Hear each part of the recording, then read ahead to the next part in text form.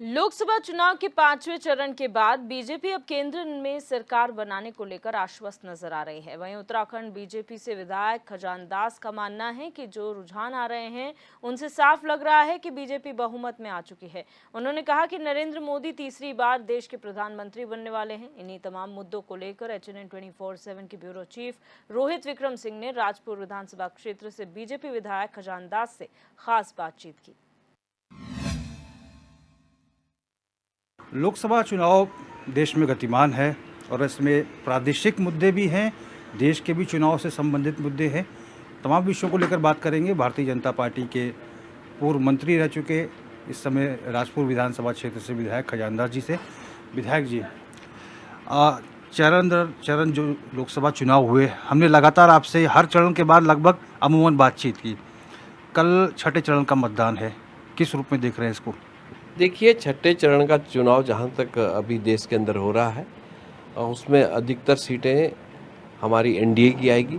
जिस प्रकार से लोगों के अंदर अब मैसेज आ रहा है, महिलाओं का वोट प्रतिशत बढ़ रहा है और जहाँ तक महिलाओं का वोट प्रतिशत बढ़ता है तो तब भारतीय जनता पार्टी के प्रति संवेदनाएं भी उनकी रहती है और मोदी जी को तिबारा देश का प्रधानमंत्री देखना चाह रहे हैं। तो मुझे लग रहा है कि आने वाला समय जो है मोदीमय होगा और जब 7वें चरण का भी होगा तो मोदी जी ही उभर करके आएंगे। ये लोकसभा चुनाव कुछ लंबा हो गया है, इसका लाभ मिलेगा? शुरुआत में ऐसा देखा जा रहा था कि लाभ मिल सकता है, क्या इसका लाभ मिलता हुआ दिखाई दे रहा है या फिर कुछ इससे डेंट हो रहा है? देखिए, पहले भी 7 चरणों में हुए थे चुनाव, चाहे हम 14 की बात करें, 19 की बात करें, तो एक तो सारी व्यवस्थाएं दुरुस्त करने के लिए इस तरह की व्यवस्थाएं की जाती है चुनाव आयोग के द्वारा, क्योंकि पुलिस की व्यवस्था है, सारी जगह हमारे अधिकारी है, कर्मचारी है, वो लगते हैं। तो इस व्यवस्था को देखते हुए तब फिर इसका ये चरणों में होता है। भ्रष्टाचार इस बार जो है नैरेटिव बीजेपी ने सेट किया है और मोदी जी ने चुनाव से पहले ही कह दिया था कि भ्रष्टाचार बहुत बड़ा मुद्दा होगा। भ्रष्टाचारी जो है तीसरे कार्यकाल में बच नहीं पाएंगे।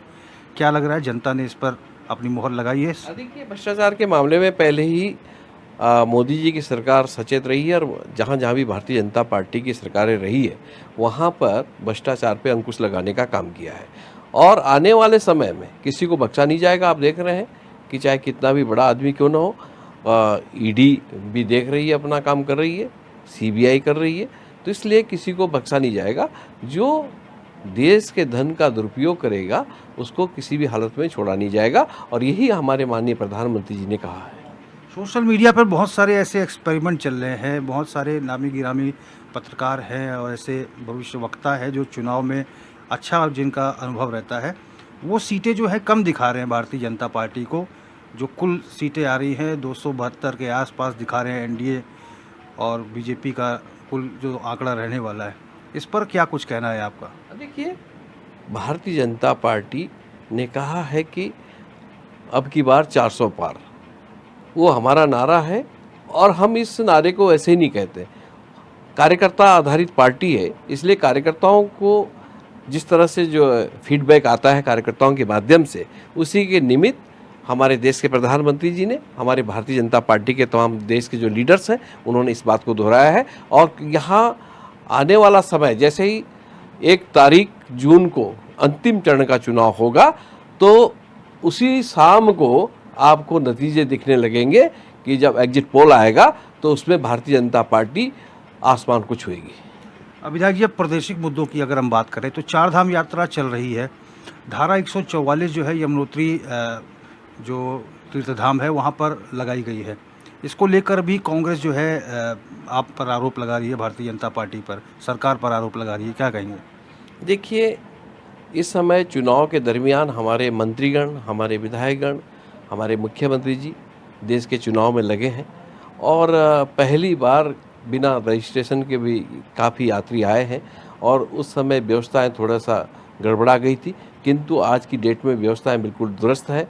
चाहे यमुनोत्री का मामला हो, गंगोत्री का मामला हो, केदारनाथ जी का हो, चाहे बद्रीनाथ जी का, तो अब सामान्य स्थिति हो रही है। पहले राउंड में थोड़ा हड़बड़ी होती है, इसलिए थोड़ा सा दिक्कतें आई है, क्योंकि हमारी प्रशासनिक टीम, हमारे अधिकारीगण करीबन 1000 से 1200 के बीच में चारों धाम के लिए तैनात हैं, वो काम कर रहे हैं अपना। विपक्ष ये भी आरोप लगा रहा है कि सरकार आचार संहिता का बहाना बनाकर जो चार धाम यात्रा के जो जो व्यवस्थाएं हैं इनको ढकने का काम कर रही है। अब बिल्कुल विपक्ष का तो काम है, उनका कहना चाहे कितना भी काम भारतीय जनता पार्टी की सरकार करेगी वो आरोप लगाएगी। आरोप नहीं लगाएगी तो विपक्ष कहाँ पे टिक पाएगा। इसलिए व्यवस्थाएं दुरुस्त है और कहीं पे भी कोई गड़बड़ नहीं है और न गड़बड़ होगा। निकाय चुनाव को लेकर हालांकि प्रशासकों का जो कार्यकाल है, शहरी विकास मंत्री ने कहा है कि उसको बढ़ा दिया गया है। 6 जून तक जो है आचार संहिता देश में लगी हुई है। इसको किस रूप में देखते हैं, कब तक चुनाव हो पाएंगी, क्या स्थितियां बीजेपी के लिए रहेंगी? देखिए, भारतीय जनता पार्टी हमेशा चुनाव के लिए तत्पर रहती है। चुनाव हो ना हो, कब होंगे, क्या होंगे, ये विषय कार्यकर्ताओं का नहीं है। इसलिए कार्यकर्ता हर समय सजग है, क्योंकि हमारा प्रदेश का नेतृत्व और हमारा राष्ट्रीय नेतृत्व कार्यकर्ताओं को अपनी काम को और अपने कार्य के लिए सजग करते रहता है, उनको विषय पर ट्रेनिंग देते रहता है। तो मुझे लगता है कि हम हर समय चुनाव के लिए तैयार हैं, चाहे चुनाव आज हो, चाहे कल हो, कभी भी हो, हम तत्पर हैं। अभी 6 जून तक आदर्श आचार संहिता रहेगी, उसके बाद चाहे आप जुलाई फर्स्ट वीक में करवा लें और चाहे आप सितंबर अक्टूबर में करवा लें, वो चुनाव आयोग के ऊपर निर्भर करता है। धन्यवाद विधायक जी। बहुत बहुत धन्यवाद। हमने बात की भारतीय जनता पार्टी के विधायक राजपुर विधानसभा क्षेत्र से विधायक खजानदास जी से। खजानदास जी का साफ तौर पर कहना है कि चूँकि 5 चरण के बाद 70% लोकसभा चुनाव संपन्न हो चुके हैं, कल 6ठे चरण का मतदान होना है और एक बार फिर से भारतीय जनता पार्टी उसी उत्साह के साथ, उसी कलेवर के साथ कह रही है कि 400 प्लस सीटें भारतीय जनता पार्टी की लोकसभा चुनाव में आएंगी। इसके साथ ही प्रादेशिक मुद्दों पर भी हमने विधायक जी से उनकी राय जानी। HNN 24/7 के लिए अपने कैमरा पर्सन हरीश भट्ट के साथ मैं रोहित विक्रम सिंह, देहरादून।